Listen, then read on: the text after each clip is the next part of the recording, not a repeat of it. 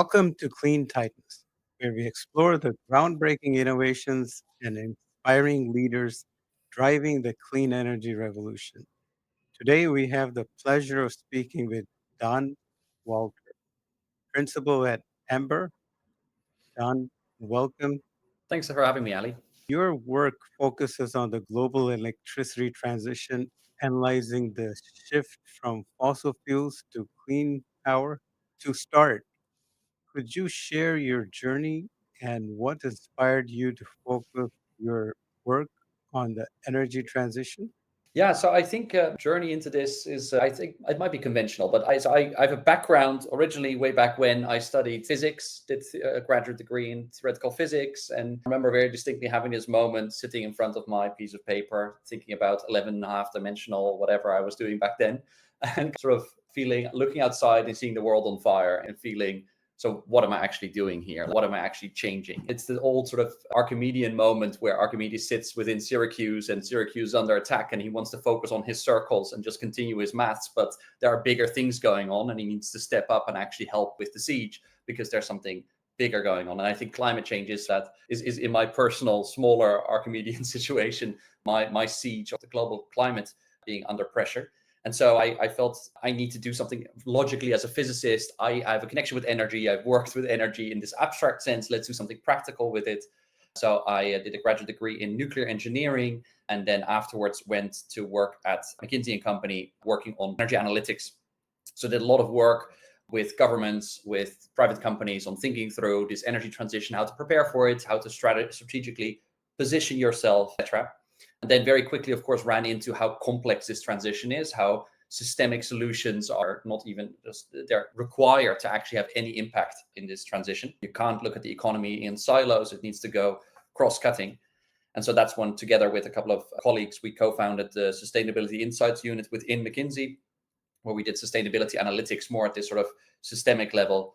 So we grew that out. We were at the start 4 people, and we grew it out to 100 people over the 4 or 5 years after. But then again, sort of a similar realization hit, which is sitting then in a client room, not in a study room, but in a client room and working on a piece of strategy, feeling like what I'm doing right now is really important, impactful, but really it shouldn't just be for this client. It should, the whole world or more people should know about these things that are about to happen and these large shifts. So that's for me when I shifted into the NGO space where I'm currently active, first at the Rocky Mountain Institute, now at Ember Energy, to basically write research reports about the future of energy accessible to anyone. And really, to some extent, still as a service provider, but with one client in mind, which is the planet, rather than an individual client as an individual company. Well, let's talk about Ember. What are Ember's primary goals and research areas? And what unique role does Ember play in the global energy landscape? So Ember is a global NGO on opening up data, opening up insights and analytics people so they can form their own more informed opinion of the energy transition. A lot of the data that's out there on energy is behind paywalls. It's hard to access, hard to interpret. So one of the core tenets of Ember is to make sure that people have an easier time accessing data, have an easier time to access the latest and greatest data. We now publish, for instance, electricity generation in many regions on a monthly basis. So last month is already on our dashboard. You can already see last month's electricity data. So you can really get a sense of where we are really right now, but also get a sense of how fast things have been moving over the past 18 months and 2 years, because this energy transition is going so incredibly fast at the moment that being 6 months or 10 months out of date actually means you might as well be 2 or 3 or 5 or 10 years out of date, because the facts keep changing very rapidly. So one of our core missions at Ember is bring the latest and greatest insights that are available out there, sometimes only behind paywalls and other things, and bring that into the public such that the public discourse has an easier time getting up to speed with the latest facts and ideas and insights. So you guys are giving Bloomberg a run for the money, huh? I think it's not, I think there's a different component to our analysis, right? So I think we focus very much on primary data and things like that. I think we have a healthy and friendly competition with BNEF on like, what do you publish? What do we say about the future of energy? But it's also, I think, very fundamentally with advisory companies, right? We publish, so the unit that I sit in, Ember Futures, we really focus on publishing almost like market reports and outlooks of where is the world going over the next 10 to 15 years. And those are also you could say in competition with, but oftentimes actually more in collaboration with advisory organizations to come up with what is actually the message that the whole world should know. What shouldn't be behind a paywall, but what is kind of stakes for us to have a good and healthy conversation about the energy transition. And so we focus a lot on sort of make sure those fundamentals of the transition, those fundamental facts are readily available to everyone. How does Ember ensure its research remains independent and impactful in influencing policy and industry decisions? So Ember is philanthropically funded. We have some great philanthropic funders that a great attitude, in my opinion. They are very hands-off. They let us do our work. Their only metric is that we deliver impactful results and that they see us stepping up data and insights when we need to be. So we're philanthropically funded, fully NGO. So we do not do fee-for-service work or other sorts of paid work. I find that important current stage of where we are as an organization to ensure exactly this sort of complete impartiality research that we write. Ember produces the influential Global Electricity Review. Could you tell us about the Global Electricity Review 2025? What are some of its key findings and what are the major trends in the electricity sector that it highlights? Yes, one of our flagship reports, lead authors Nick and Ewan have the full detailed skew for you, but I can definitely talk about happened over in electricity over the past year. Very exciting. At core, what we're seeing happening in the electricity sector is a shift from fossil fuel generation into renewable generation. This has been going on for years. Happened last year is we broke through a milestone. We now have 40% of global generation coming from carbon sources, that is then nuclear, hydro, wind, and solar. What really drove us over the past year to reach that 40% has been wind and solar. And what really drove us now that large marginal bit over the 40% this past year has been solar. And that is really the major story of what happened in 2024 and continues to happen into this year. Solar power keeps growing exponentially. Is not doing this alone. It's kind of bringing its friends along. One of its main friends is battery energy storage. So battery storage exploding around the world, installed from Texas to California to the Philippines, everywhere. So we're seeing a very rapid adoption because batteries and solar are perfect complements to each other to balance out that daily load curve or that daily generation curve that you get from solar. So we see that rapidly growing. And of course, other flexibility investment rising as well. So we're seeing a large surge into renewable power or clean power at the core, but with a particular focus on what is happening in solar, which is that if we would have forecasted this 5 years ago, everyone would have called us crazy. It is a reality. It's also interesting what we're really clearly seeing in 2024, but now also continuing into this year, is that this is not a wealthy country transition anymore. About 10, 15 years ago, the majority of renewable power was installed in OECD and in the richer OECD countries. But at the moment, it's about 60% gets installed in developing economies. And a large part of that's, of course, China. So China takes up a huge part of that. But the rise of solar and wind generation in countries like Pakistan or Morocco or Uruguay or Brazil is really astounding. And so when you, for instance, look at LATAM as a whole, the growth of renewable power, like the share of power generation that comes from wind and solar in LATAM is actually rising faster, that percentage, than it is in China. It's going incredibly fast. Of course, the volume is smaller because it's a smaller region, but it's going very, very fast. And so what we're seeing is this transition that used to be something that is centered in richer countries for a technology that used to be more expensive than the incumbent fossil technology is now shifting towards the global south, where it's actually cheaper and can undercut fossil fuels. And that is another thing why one should get very excited about these renewable technologies, is that they're become now so cheap that they're no longer just something for the rich. It's something that anyone can do and actually save money with. That's another major shift that we've seen, not just in 2024. This has happened already a few years ago, but you see that kind of realization now really settling in with people that it is really much cheaper to go for renewable than to go for fossil fuels. And the technology keeps marching forward, with CATL saying half of their batteries in the future are likely to be sodium, which is going to be even cheaper. Exactly. And so this is again sort of the focusing on the electricity system. What we do in the Global Electricity Review gives you that one part of the transition on battery storage and solar panels within electricity. But of course, there's a larger energy system around it. There's the transport transition that's happening with EVs. There are heat pumps. There are storage solutions. There's wider electrification in industry. That's exactly where, for instance, then in passenger transport, we see a really transformative year that we now have behind us, 2024, where battery costs kept falling. I think it's in total, start of the year to end of the year, almost a 50% reduction in battery cell costs. It's just astounding. And so it was also a year of some of us, as analysts, got a little bit confused with the general news out there where everyone was the EV revolution is not happening, because we had some slowing sales in a couple of European countries and in the US. And so people were saying this revolution is not happening, whilst the fundamentals of this revolution, which is the price of batteries and the price of EVs, they keep falling and falling and falling. And the parameters keep getting better. These 5 to 10 minute charging that are coming out of China. These EVs come with all these extra features. You have self-driving that is improving. So all the fundamentals have improved, but people are ready to kind of on the whole transport transition just because of a year of subpar sales of a couple of companies. And so it remains something that the general public, I feel, doesn't quite see just how fast this transition is going. I remain kind of in a fashionable pessimism about the energy transition of going fast enough. But if you dig into the details, so you dive into what is actually happening today, I'm not saying it's going fast enough for a 1.5 degree scenario, but it's going faster than anyone thought it could ever go, even like 3 years ago. And that is something I think we should celebrate, because it means that even though we might be off from our ideal case, we're going pretty well. Were there any surprising discoveries or shifts in the data compared to previous years?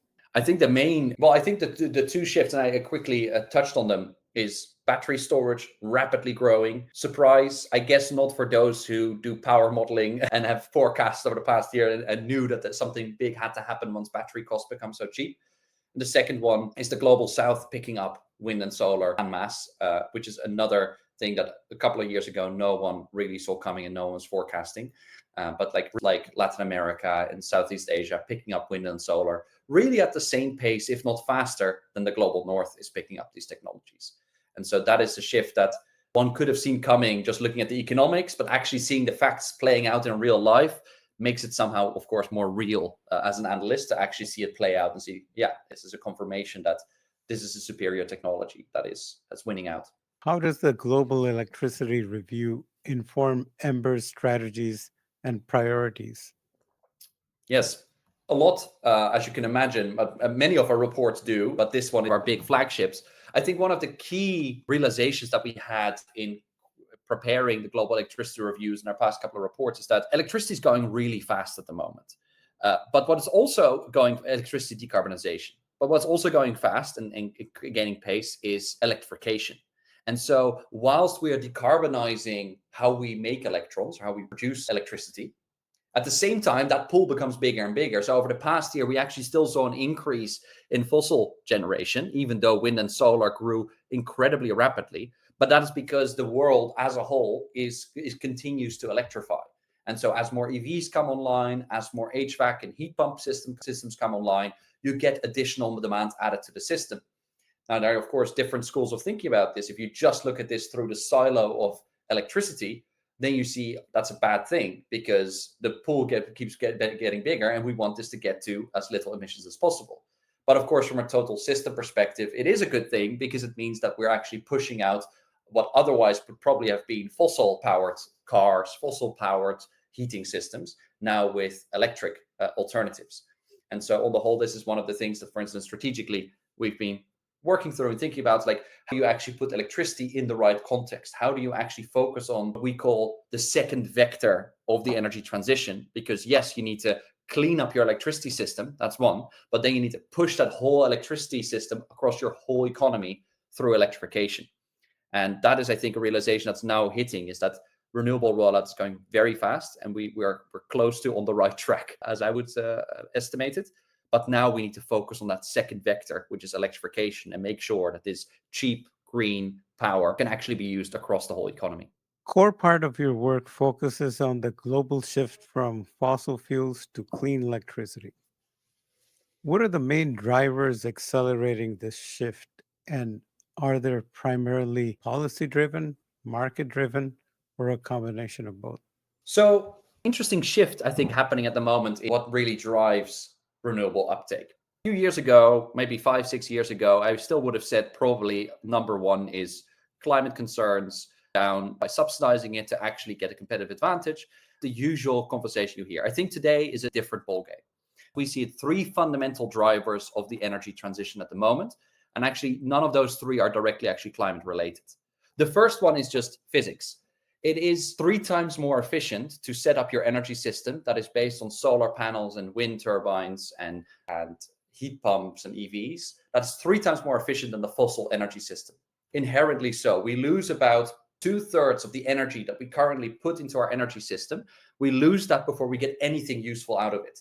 Like, for instance, a car loses about 2/3 of the energy in that oil that you burn on heat and other losses, on friction and other things. The actual use of moving forward in that car is only 1/3 of what you put in, or even less. The same is true for, of course, power stations burning coal and oil to make electricity, incredibly inefficient. The same is true for heating buildings with a gas boiler versus a heat pump. It's again a factor 3 difference in efficiency. And so the first driver of this transition is just stepping back and saying, it's just more efficient to organize your system that way. And we know from histories that sort of the arc of energy history bends towards efficiency. Once people find a more efficient way of doing things, they'll figure out ways to make the economics work. But if the physics works and the physics is superior, eventually the economics will follow. That's the first driver. The second driver is economics. Economics is in part driven by this efficiency, but there's a larger sort of economic law underlying this, which is economic laws of technology. Manufacturing follows what you call Wright's law. For every doubling of the technology deployment, you actually get a set reduction in cost. And so the more we make of wind panels and solar turbines, etc., the cheaper they actually become over time in quite a predictable fashion. That is, of course, the opposite economics of fossil fuels, because the more fossil fuels you need to pull out of the earth, the deeper you need to dig and the more expensive it gets. And so you get a logical crossover point with one technology or one set of energy technology that only gets cheaper over time, competing against these fossil commodities that only get more expensive over time. And we're now in that period, we're now in that sort of decade when that crossover point is happening, but it doesn't stop there. These renewable technologies are only going to get even cheaper, and these fossil technologies are only going to get more expensive. And so this trend has started now, but it's only going to continue to be stronger. That's the second driver, that's economics. And then the third driver is geopolitics. It's the top of the agenda right now for every country in the world is energy security. The war in Ukraine showed Europe how scary it is to be energy dependent on a nation that can just withhold energy exports to you. Trump is showing how scary trade dependency can be if you deal with a government that is, having a policy of what they say energy dominance. What even does that mean, energy dominance? The only conclusion you can get to is that this is a source for power to use and extort. And so every country in the world is currently scrambling to find how can we become energy independent. Now, there's this great thing, which is that the sun shines on us all and the wind blows around the world. Every country in the world has enough renewable potential to become energy independent with the renewable resources that they have. And so any country in the world that's going to look long and hard, and they might also look at some resource themselves, look under some rocks for some gas and some oil, but they will come to the logical conclusion that the cheapest and the most secure way to ensure energy security is to push more electrotech, as we call it, into the system, more wind, solar, batteries, EVs, etc., because that is a way to become energy independent. And so these are 3 major drivers of this transition, or maybe rather even it's so big that we'd like to call it almost a revolution that is happening here, which is the physics is better, the economics is better, and the geopolitics is better, or the geopolitical drivers are stronger. And so this is a transition that is currently actually in self-driving mode, accelerating very fast. And so our role now as a sort of clean energy proponents is to make sure that we accelerate it and we get bottlenecks out of the way. But the engine is running, it's going in the right direction. Now we just need to find a way to that gas pedal to go faster. Get those fossil speed bumps out of the way, right? Exactly. Which countries or regions are leading this transition, and what are they doing right? The obvious answer that I think is dawning on everyone, which is that China is leading this. There is a race to the top at the moment between, I would say, basically 4 blocks, I suppose. China, Europe, the US, although the US, of course, over the past couple of months has seriously decreased in speed. And then we have India coming in as a new superpower there as well. There's a race to the top here of outdoing each other and being first and gaining market share. Of these larger blocks, I would say China is the first major electro state as we see it. So electrostate defined in the same way that you have a petrostate that gets a lot of its power and its economic power from petrofuels. An electrostate we see is an economy that runs on electricity, but also gets a lot of its economic clout and power from electric technologies. And this is what we're seeing in China, right? It's 10% of Chinese GDP currently is from making electrotech. 25% of their economic growth last year was coming from electrotech. This is not just growth in the energy sector, whatever. This is the whole economy wide. This is the growth engine for China at the moment, and they're going double down on it.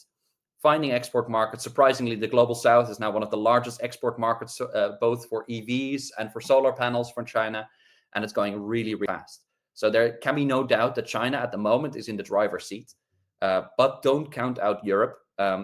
Europe is challenged in some ways, part of which is, of course, a highly decentral way of decision-taking and sometimes a bit of a messiness of a democracy. But Europe is leading when it comes to, for instance, uptake of wind and solar generation. Countries like Denmark being over 60% wind and solar integrated, or Norway, where we see almost, is it now 95% of sales coming from EVs, that is tremendous. And so Europe is leading when it comes to deployment on some of these technologies. And oftentimes also a point of envy for some of the Chinese provinces that look at who is actually leading in this larger transition. And those tend to still be European countries. So don't count out Europe just yet. What are the biggest challenges you see hindering the transition to clean electricity in different parts of the world? So, of course, there are multiple detailed points that one can cover: market systems, permitting laws. But I think I would like to take this one level more abstract and one level higher. And that is saying that I think one of the main constraints at the moment is actually our belief that we can do it. I think one of the main constraints to continued rollout of wind and solar that I currently see that is still there, the main bottleneck, is actually the idea that we can get there. It's that thing where you go down on your skis on the hill, or you go very fast on a motorcycle. The most dangerous thing there is at that moment is not believing that you are in control. The mental state of not thinking that you can do this. And that, I think, is still the main danger that we have with the current very pessimistic and negative narrative on electrotech we see in the world, is that there's still very much the default attitude is it's probably not going to work. We're probably not going to make it. This is probably going to expose us to way more dangers. And in the end, we'll probably have to revert back to fossil fuels because this will probably not be the final solution or the good solution. And this is pervasive throughout our economy, especially in the West. It's one of the reasons why I think that China is doing so well is because they found a way, a national narrative, to come up with a strong narrative. We are going to do this. We can do this. If there are bottlenecks, we're not going to see them as bottlenecks. We're going to see them as great opportunities for innovators to become very rich to solve those bottlenecks for us. We're just going to accelerate. And this, I think, still, especially for the West, one of the larger, I would almost say the more abstract bottlenecks is the belief that we can do it. And I think that's one of the things that we're working on extensively also as Ember and in our units as well, is changing this narrative from this is going to be a pain and it's going to take very long, it's going to be very expensive, to one of, can you imagine a world in 2050 where you wake up and you have your electric car that was charged with your solar panels, and it self-drives you to work, where there's a heat pump heating your building dynamically, and so much more that we can do if only we just get past the next 2 or 3 bottlenecks. So that this is, I think, one of our main higher level constraints. And that then trickles down into all of these smaller issues, like why is permitting reform so hard? It's because no one truly still believes in their heart of heart that this is the final right solution. Why is it so tricky to get new pricing mechanisms? Because people still believe that the old system was actually a more superior way to organize our system. So we're sticking with our old pricing mechanisms.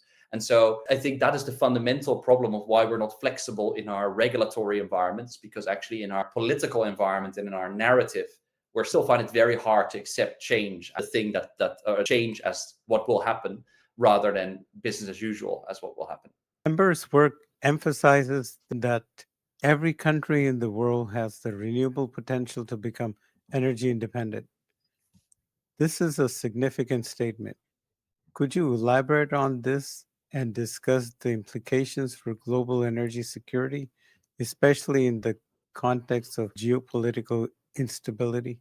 It's one of the main drivers, I would say, of wind and solar for the coming 4 or 5 years, as I see it. Every country in the world. So when you do the analysis, when you look at actually, so we're not doing the simple analysis of just saying how much irradiation does the land get, right? You look at like what regions are excluded, what part can you build solar panels. Of course, you can do it also in parking lots and roofs and things like that. Where can you build wind? Where can you do, for instance, agrivoltaic? So the combination of agricultural ground and land and photovoltaic area. You can see very quickly when you do that analysis that effectively every country in the world, short of maybe a Monaco or some city states, but every country in the world has enough renewable potential within its borders to power not just their own electricity, but their whole own energy system once it's shifted over to electrotech. And so that is a tremendous opportunity in this moment. I mean, I just spoke about it as well. People are looking desperately for homegrown energy solutions. And the logical conclusion that all will get to is we have, it depends on the country you are, but you're typically, for your typical country, especially for instance, the global south, you'll have 100 times more or even 1,000 times more renewable resources than you have fossil resources. Some countries have no fossil resources at all, so it's an infinite amount more. And so the only path to energy security is double down on electrotech. And that means renewables, yes, but it also means electrification very rapidly. About 70 or 75% of global imports at the moment, global energy imports, come from into final energy sector. So they go into transport. They don't go into the power sector. They go into oil for transport. They go into gas for heating and these kind of sectors. So it's really in electrification that the biggest opportunity lies for energy security. And so I personally expect a large boom in efficient HVAC systems, but especially EVs and transport systems, because there's a tremendous opportunity for battery-powered transport to eliminate oil dependency of so many nations, which is so expensive, by the way, Ali. It's like India spends about 5% of their GDP on importing fossil fuels. That is a tremendous amount of money that you lose every year. Just purchasing something that is single use, you put it in your engine, goes away, next year you have to buy it again. There's no investment about it. It's just pure consumption. I think that's going to drive a huge change now that energy security is back on everyone's radar. There are many countries, the small countries, that can just transition completely away from fossil fuels with just 5 years worth of their expenditure on fossil fuels if they It's put it all crazy. into renewables, right? Exactly. It pays itself back. I think the analysis from one of our chief analysts, Dave Jones, was I think it was like 1.5 year payback, basically, if you invest in a new solar rather than going for gas imports. It is a business case that is now so simple that even people that are so impatient in their investment, they want payback in a couple of months, they can get it. That's how good this investment case is starting to be. No one will be able to reject such a good deal. We just need to get the financing for that upfront cost. Exactly. That's one of the challenges. And there again, we get to that sort of belief system of, do you as a financier believe that solar power is the future for this African nation or this LATAM nation? If you do, you're going to set a different cost of capital than if you think this is a risky fringe investment, something that actually is meant to be invested in the global north of the rich countries, but I'm not quite sure doing this in the developed economy. That opinion is slowly changing, but there again, with financial institutions, a large part of this is also just narrative and what people believe to be true, how high risk they believe it to be to invest in solar in the global south, for instance. How does the pursuit of energy independence through renewables affect international relations and trade? So at the moment, we're seeing it kind of pan out with the trade war between China and the US. The US is very much trying to push their LNG into the global market, and at the same time, China having pushing their solar panels into the market. There's to some extent, as I like to conceptualize it at the moment, there is a war of overcapacities going on in the global energy sphere. The United States is waking up to the realization that they've overbuilt LNG export terminals like crazy. Too much capacity available and even more coming online over the coming years. They will not be operating at any 80 or 90% utilization to make their costs back. They'll be operating at very low utilization, which is very, very bad for the investment. At the same time, in China, there is an enormous boom in solar panel and battery manufacturing, enough that today's production you can probably double and still not be filling up all the Chinese factories in terms of solar panels and battery manufacturing. And they also want those capacity factors to go up. And that is on the trade war between the US and China. To conceptualize that in the energy spheres is basically now a battle of overcapacities, one of LNG on one side and one of solar and batteries on the other side. in that part of the trade war, it is becoming very clear that China has a much better deal, because not only are solar and batteries cheaper, they're also much faster to install, and you don't need to have such a big commitment. Because if I close a contract with an LNG supplier from Texas, not only do I need to build an LNG terminal and billions of investments to get all of this set up, on top of that, every year I'm dependent, or probably every couple of months, dependent on one of these ships coming in and actually delivering gas to my constituents. Whereas with solar and battery, I buy it once from China. That's short import dependency at that moment. But once you have it installed, it continues to operate for decades. And so effectively, you have one moment of energy dependency. But once you have it, who's going to take it away? No one can put a tariff on sunshine. No one in a trade war can say, I'm going to take the wind away from your country. So once you have these technologies installed, you basically have guaranteed energy security for the period of time that these assets live. And so that is the deal that China, and the vision that China is selling currently to the world with their overcapacity. And that is, I think, such an attractive deal that even though we will see LNG deals going up because countries do feel like, okay, maybe, ameliorate our negotiations with Trump, we might buy a bit of LNG, we supplement some of our current gas with some LNG, just to make sure that trade negotiations are smoothed over. The bulk of energy, that will obviously come from Chinese solar, because it's a great deal, and it sets you up for success, not just for the next year, but for the next 10, 20, 30 years. Like that slide in your report that shows the year one dependency of importing one ship versus 30 years of ships bringing in fossil fuels with solar. That's exactly it. And this is exactly why the deal of China is much superior, but also exactly why, going back to these foundational drivers, because that's a geopolitical component, it's also exactly why the physics works. It's just more efficient. Just one ship that needs to come in instead of a ship every month or every year that comes in. It's also why the economics works. It's just simple. Once you put it down, it keeps producing at zero marginal cost. So it is inherent efficiency and logic about renewables that is just very simple, and that leads it to win. And the geopolitics is one of the big drivers at the moment, but don't count out the physics and the economics as well that contribute to this. In your analysis, what are the most significant barriers to achieving a rapid transition to clean energy? Are there primarily technological, economic, or political barriers? So I think the main barrier, as we discussed, is, I think, believing that we can do it. But if we dive one level deeper into this, one of the things that I have noticed in the debate at the moment is that there are basically two camps in the energy transition today. You have the old incumbent fossil camp that says change is not really possible. If you want to change something from where we are today, it's going to be painful and costly. And on the other hand, you have basically the green movement that says you need to do this for moral reasons, and you need to change the system, even if it's more expensive. And we need to get to net zero at this date, and we need to have a fully costed plan to achieve that. Both of those narratives have not been quite successful. We propose a third narrative against those two, which we call the electrotech view, which is saying you focus on what works today and you believe in the momentum of innovation. So who could have said with confidence 5-6 years ago that trucks would go electric? There were no trucks in the market. And if you ask the experts, they would have said, we don't see anything. Maybe a couple of the prescient investors in China saw it coming, but very few other people 6-7 years ago saw this coming. But through the lens of momentum, you look at this and you go like, well, first they took scooters, then they took cars, then they took SUVs. Logically, the next step is trucks.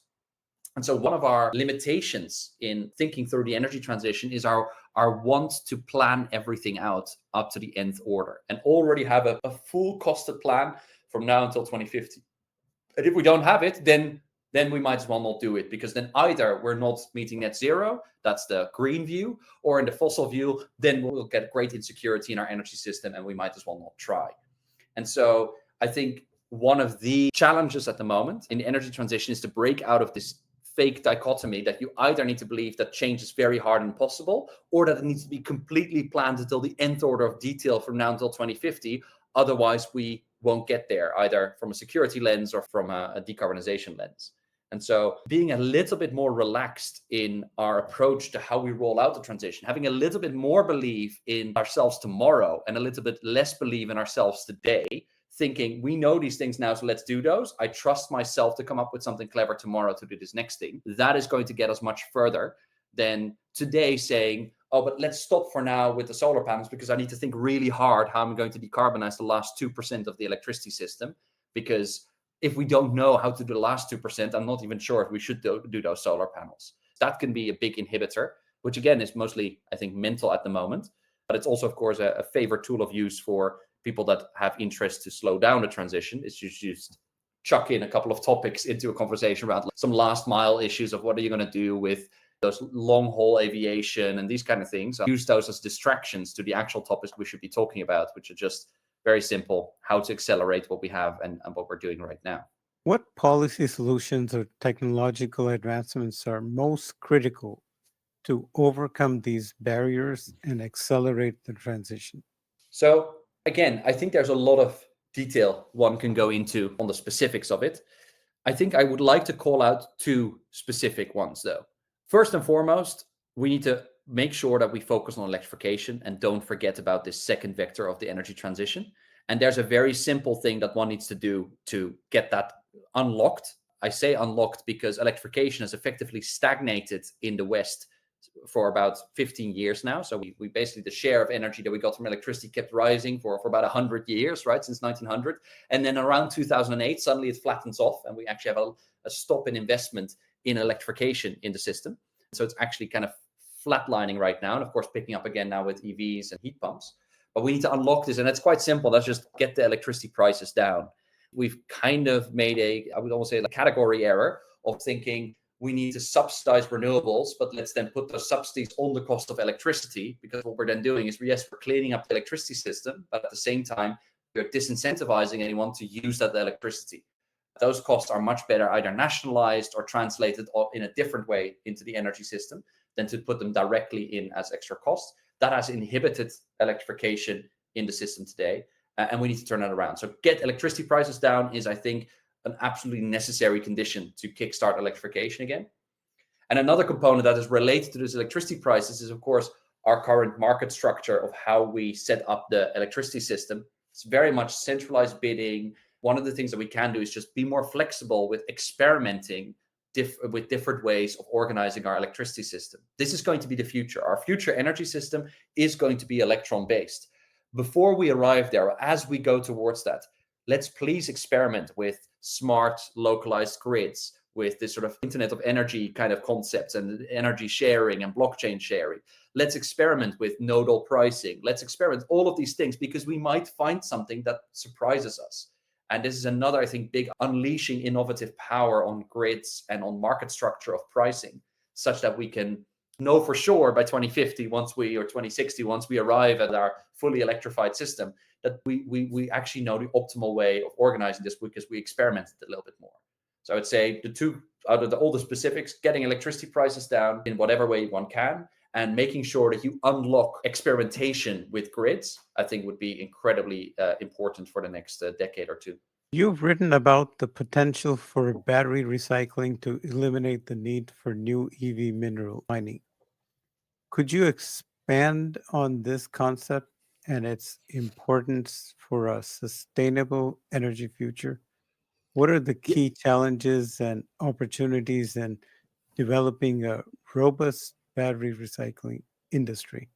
This is a report that we actually wrote as a follow-up to a piece that we wrote about a year and a few months ago, back when I was at the Rocky Mountain Institute. So we wrote a report on the rapid rise of batteries, which we called the battery domino effect. You have these batteries, they started in electronics. Actually, Sony camcorders were the first lithium-ion battery-powered electronics. And they kind of almost like kept hopping from one sector to the next, improving and scaling production, getting cheaper. And so this was a report where we're basically making the point there is a huge wave of battery technology coming our way, and it's now just entering the energy sector. So we shouldn't be surprised that we now see batteries in cars and other technologies, because there's this larger economic wave where we just find ways to apply this very, very superior technology. Back of that, of course, when you talk about batteries, one immediately asks, what about the minerals? And is this actually sustainable? Can we actually do this? So we did a bit of research for that report, but we felt like this deserved its own report. And we started researching minerals needed to make these batteries. And with kind of the attitude of like, every time we look into these topics, it turns out how bad can it really be? because once you actually start looking into these topics, you kind of find out there are always solutions and innovations, and there might be a story, and it might be a bit tricky, but if we believe in these 4 things, we might get there. But the more we started looking into this topic, the more it turned from how bad can it be to how good can it get?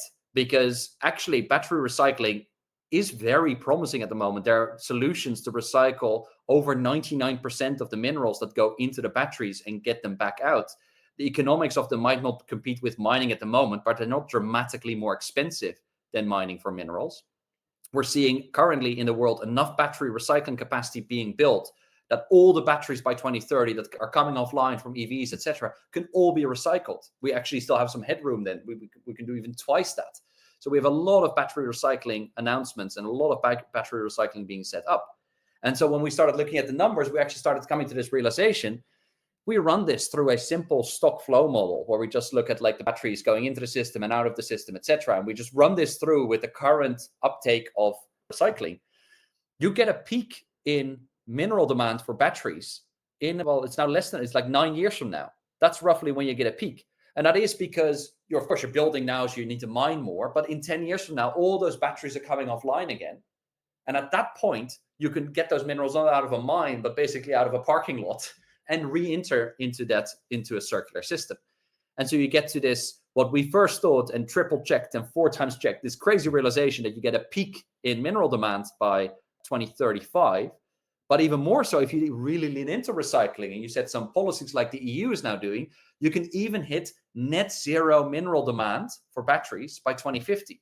That means that all the minerals that you use for your new cars are just coming from recycled batteries.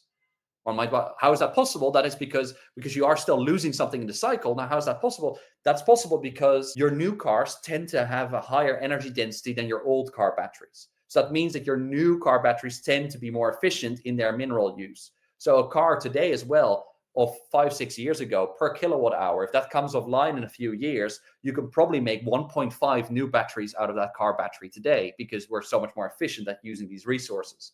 And so you only have to assume that that trend kind of continues into the future, not even at an accelerated pace, actually at a slowed down pace.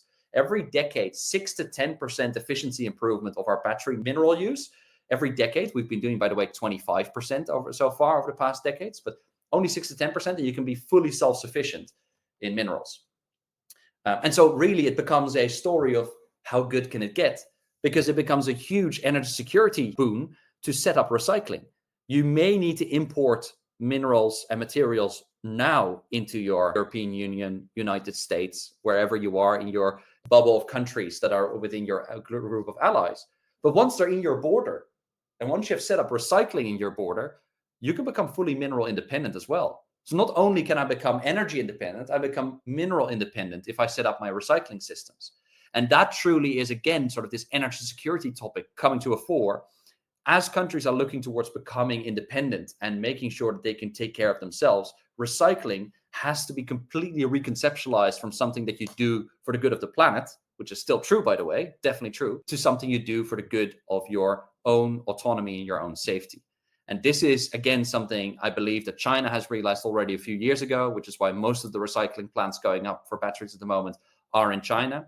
It's why CATL announced, I think it was last year, that by 2042, an oddly specific date, but by 2042, they can be mineral independent as China because they're going to set up so much recycling. This is where, as you call, we're skating towards where the puck is going. It's kind of silly right now to go all in on mining, even though we will need more mines over the coming decade. But the long-term play is very clear. It's recycling that we're going to get our minerals from. And under that lens of energy security and self-sufficiency, that we should see investment in recycling. What are the most promising technologies and business models for battery recycling? I mean, in some ways an old field, battery recycling, in some ways a new field. So you have these different generations of battery recycling technology that are coming online, from the old pyro way, pyrometallurgical way of recycling, now to hydro, now to direct recycling, component recycling. You see a trend happening towards more cost-effective recycling in these new startups, and you see the Redwoods of this world and these kind of companies that you see in the US. So there is definitely a trend towards more cost-efficient recycling. I think, to be honest, at the moment, the challenge is making sure that the industry sets up in advance for when this inevitable wave of retired EVs is going to take shape. I do think that we are underinvesting in recycling at the moment, in any kind of recycling. And I think just generally more innovation beyond these recycling techniques into novel methods is, I think it's an underinvested space. Also because people still see it as a nice to have rather than essential. And this is something I think governments, for instance, need to realize, like the fundamental research investment and fundamental startup and scale up investment in companies that recycle batteries should be a topic of national defense. That's going to probably make the difference between our national defense being secure or not secure in 10 to 15 years from now. So I think the breakthrough there is just more support and just also more attention from the business environment. Beyond batteries, what other circular economy principles are crucial for clean energy transition in things like solar and windmill blades? Solar panels at the moment can also, I don't know the exact percentage, but a very high percentage of the minerals going in and the materials going in can be recycled. And wind turbine blades, of course, have historically more of an issue, but there are companies working on this. Again, underinvested and underappreciated, I think, in our discussion. People like to talk about how to make steel and mine for iron ore to make more wind turbines, not realizing that maybe a lot of those resources might just lie in our backyard in a few years from now, when these materials that we've installed a few years back are at their end of life. And one of the great things, because of like Wright's law, this production of these core technologies is in part driven because of material efficiency, that we can use less silver or less silicon in a cell. That means that recycling can induce a state of self-sufficiency, because again, a solar panel that was made 10 years ago might be able to have enough in it after recycling efficiencies to even supply 1.5 solar panels today. So I think it holds for batteries. That's where we've done our research and we have the details on, but it's definitely true across the board. And that goes back to this idea of having a technology versus a commodity-led energy system. In a technology energy system where solar and wind and cars and heat pumps are all technology-based, you can have a fully circular system. That was, of course, impossible in a fossil system, because once you burn a fossil fuel, it's gone. It's a thin air, literally, and you lose it. And so that's a system that inherently, almost again mentally, sets you up for a linear energy system, because your main fuel that runs through it is linear inherently. But now that we're switching to an energy system that is technology based, where the fuel is sunlight or the wind blowing, I think there might also be much more opportunity for us to rethink how we set up our energy system in a circular way. And you keep hearing from companies recycling solar panels, announcements of better ways of doing it and higher percentages. Exactly. It only stands to reason that, going out to mine for these things might be something that we like to do for now. But again, it's a commodity. The more you mine, the more expensive it becomes to mine those resources. At some point, it will just become cheaper to mine the parking lot or the old solar panels on people's roofs than to mine the rainforest. That just logically, for me, stands like it's almost like as a fundamental physics concept. Makes much more sense that I go to the parking lot than to the rainforest to get my resources. How do you assess the current state of the global energy transition? Are you optimistic that we can meet the goals set out in international climate agreements, such as the Paris Agreement? This is a hard one, because so here's the way that I look at it. I'd like to make a comparison here with AI. When we talk about AI, say we would set a global goal by 2030 or 2050, we want all global jobs to be running on language model systems or on AI systems. And that is our main target. Could we, with the knowledge of today, confidently say we're going to get there?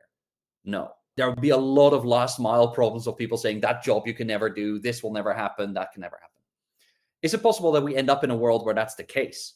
Personally, I don't hope so, but it's definitely possible with the current exponential trend that we're seeing. How exponential that will be and then whatever is also a little bit up to us, whether we believe in it enough and accelerate it enough. But this is a question that is very unique to the energy sector, where people keep asking exactly this question of, is it enough? And the core question there is, how do we judge what enough is? Of course, there's a carbon budget. And of course, when looking at it through the climate lens, you can see, are we meeting a goal of temperature rise that we've set? And I think, yes, we will meet Paris in the sense that we can stay below 2 degrees. We will not meet the ambitious target of Paris, which is 1.5 degrees. So somewhere between that lies the truth. But the real question we should be asking ourselves, perhaps, or as a counter, I suppose, to what you say, is like, to what extent is it helpful for us to ask ourselves the question, are we going to get there? Versus how can we just accelerate? Like the faster, the better. We know that every 10th of a degree matters. So it's never going to be that we're going to wake up one morning and say, you know what, we're going too fast, slow down. The answer is always going to be, let's go faster, because every 10th of a degree is going to matter. And so it's something that we need to, I think, as a green community, need to realize a target is not very useful if the answer coming out of that target is always going to be the same, which is go faster.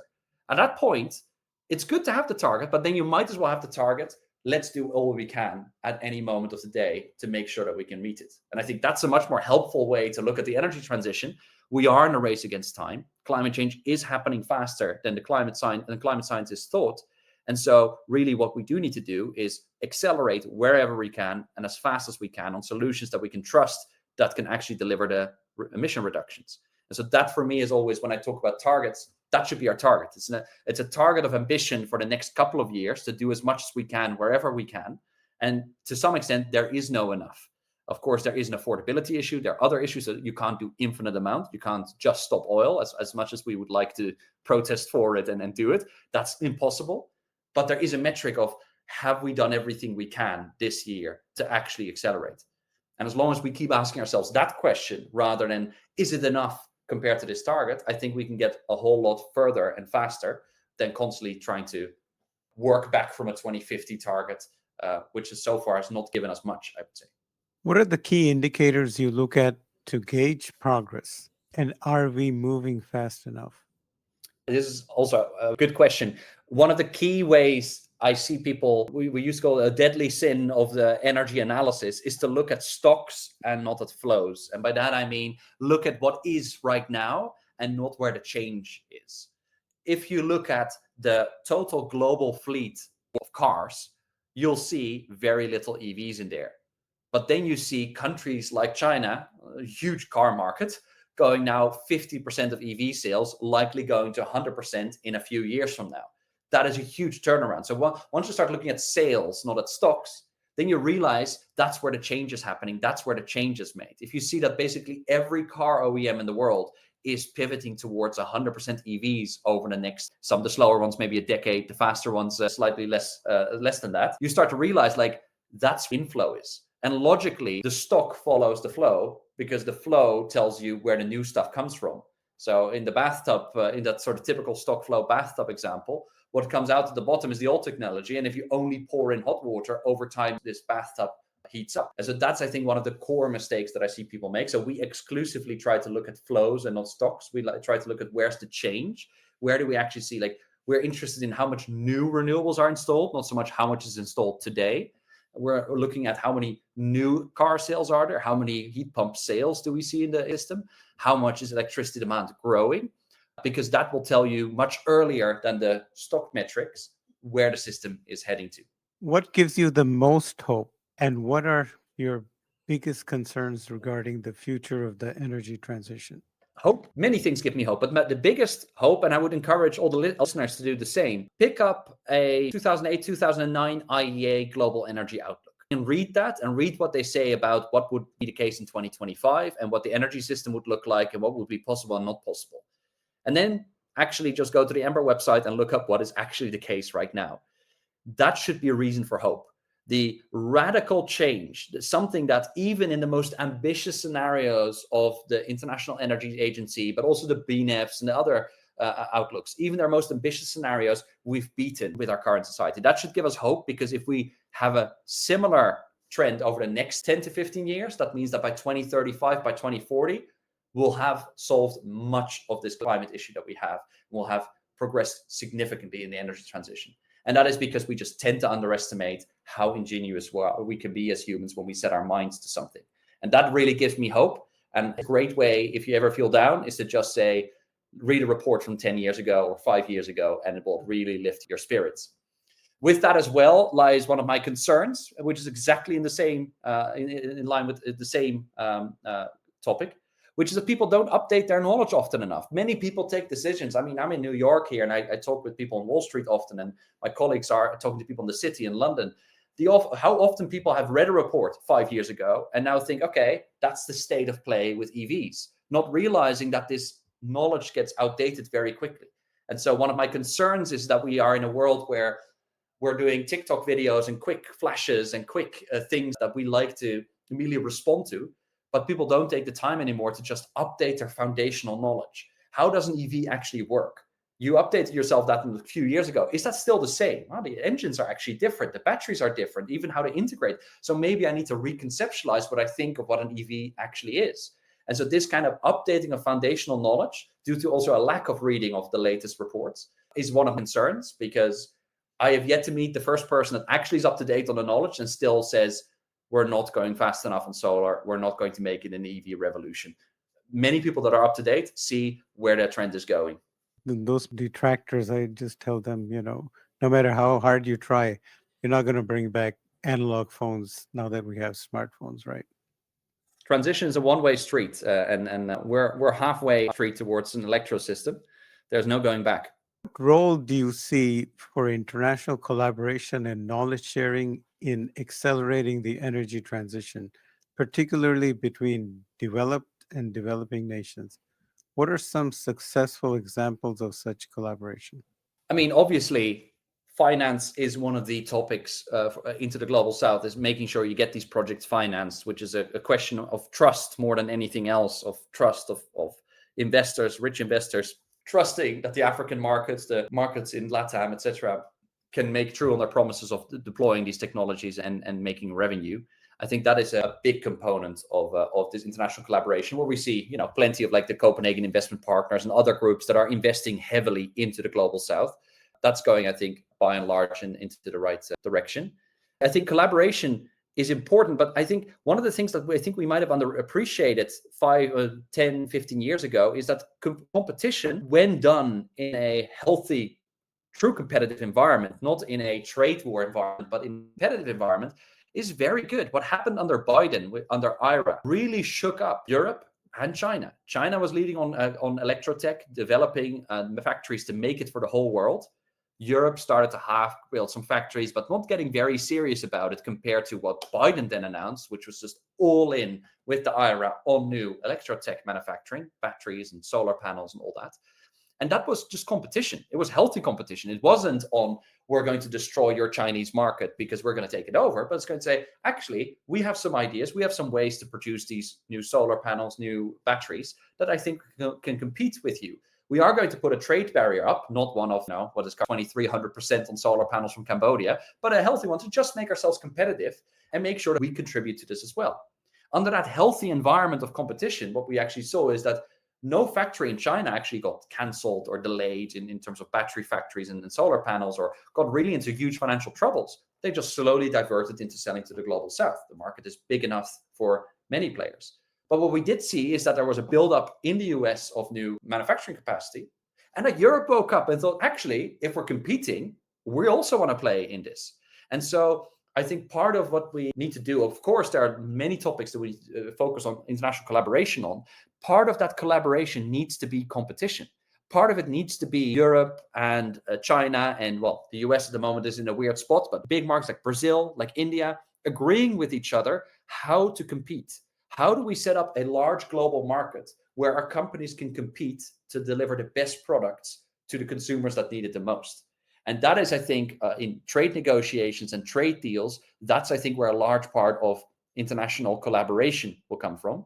But maybe counterintuitively, collaboration to increase competition in the business sector on these technologies. I think that will do something really great for the transition.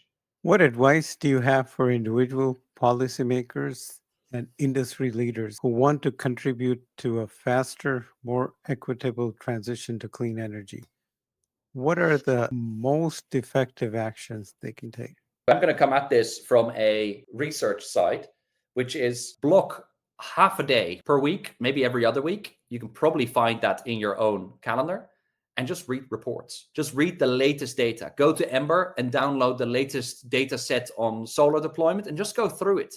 Find this data, update yourself, update your fundamental knowledge, because that will mean that the next meeting where you need to take an FID on a new wind project in another country, if you are about to invest in a battery factory, if you need to decide on a new market structure, you know that you're up to date.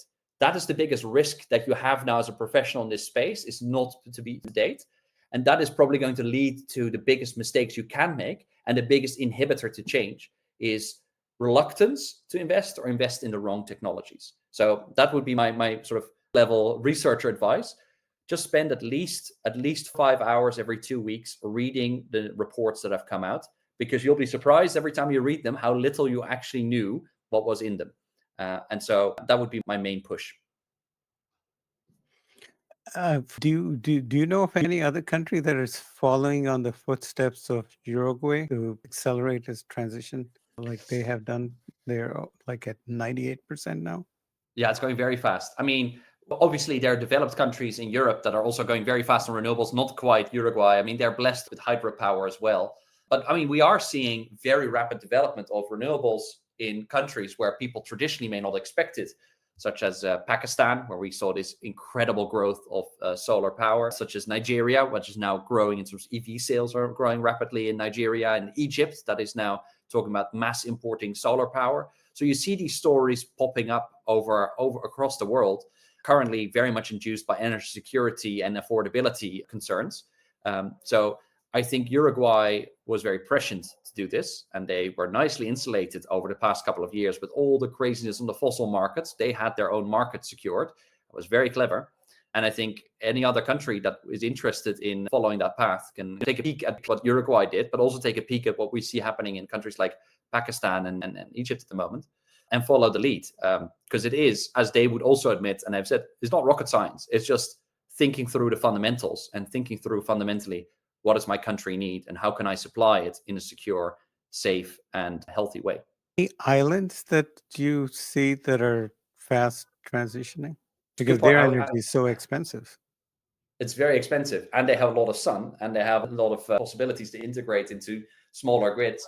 I don't have the numbers ready for that, but I do remember an ex-colleague from my RMI days that lived on, I think it was Barbados, where he was talking about how incredibly cheap battery and solar panels have become, that he could take his house off the grid for just a few $1,000s. He could take his entire house off the grid.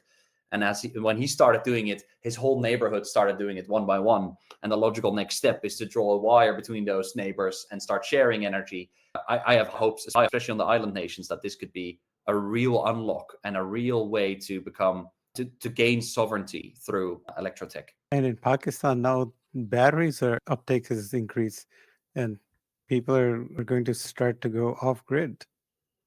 Exactly. And that's I would say, the logical next step in this revolution, given that you have a highly decentralized energy source, namely every patch of Earth where the sun falls, which is every patch of Earth, effectively, you can completely rethink how you set up your energy system, which goes to this point of experimenting with these things. And I think we need to give more leeway to transmission system operators and energy companies to experiment with this, because this is such a revolutionary change of how we get energy into our energy system, that we need to allow ourselves to tinker with that a little bit, because something brilliant might come to us that if we're too rigid and focused on just net zero by 2050, we're just focused on that and don't think enough about the creative possibility and opportunity that we now have as humanity, we might end up with a system that might be net zero, but it might not be as great as the system that could have been if we tinker a bit more. What do you think of the perovskite solar panels and sodium batteries that are starting to come online now? Sodium batteries are incredibly exciting. The main promise I see in sodium batteries is just how cheap they can become eventually as we see the cost curve coming down. So by and large, an NMC battery, the conventional batteries, they kind of bottom out $50 to $60 per kilowatt hour for batteries. I'm talking about sort of long-term cost if the learning rate keeps continuing. FP bottoms out around 25. Sodium can bottom out at like $1 or less kilowatt hour. Now, when we start talking about energy storage of below $10 per kilowatt hour, we're talking about revolution. This is what some of the solutions currently claim that they can do, below $10 per kilowatt hour. And people are like, wow, that would be amazing if we could ever achieve that. But sodium batteries eventually might get there and make it actually very readily and cheaply available for people. I think they are going to revolutionize solar, and solar is going to revolutionize them. And these are the two partners in crime, I think, in the energy transition for the coming decade: solar and batteries. And it might perovskites and sodium in the long term, but for now, it's just the category of solar and the category of batteries together is going to absolutely revolutionize. And I am a strong feeling that sodium is going to play a very large role. Dan, this has been an incredibly insightful conversation.